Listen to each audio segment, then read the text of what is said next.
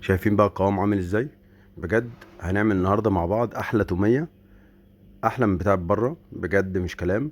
هنعملها بطريقه سهله جدا ومبسطه، وهي الطريقه الاصليه بتاعتها.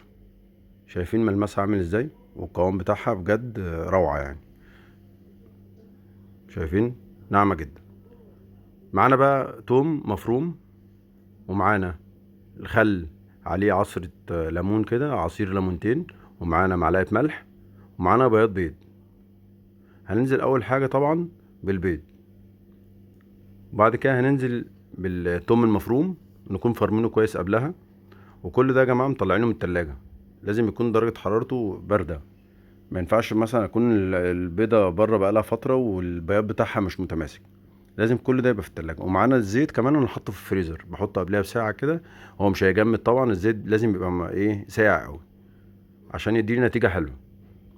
نزلت طبعا بالثوم مع البياض البيض مع الملح، وهننزل بشوية عصير اللي هو الخل على عصير الليمون كده، ننزل بسنة منه، حاجة بسيطة في الأول، ونضرب كل ده مع بعض.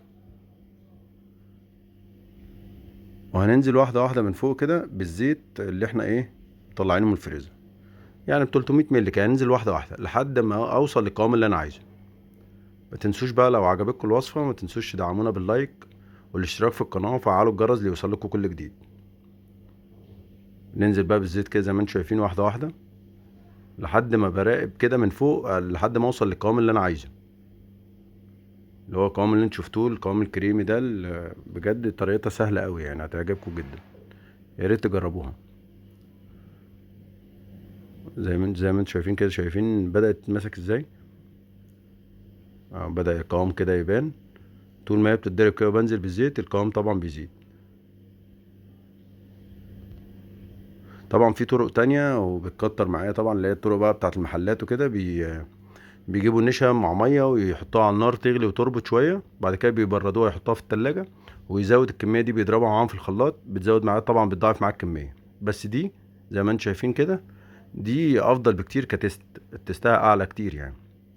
وفي ناس تانية بتسلق بطاطس وتضربها معاها برضو في الخلاط. شايفين القوام عامل ازاي؟ متنسوش بقى تدعمونا باللايك والاشتراك في القناه. سلام.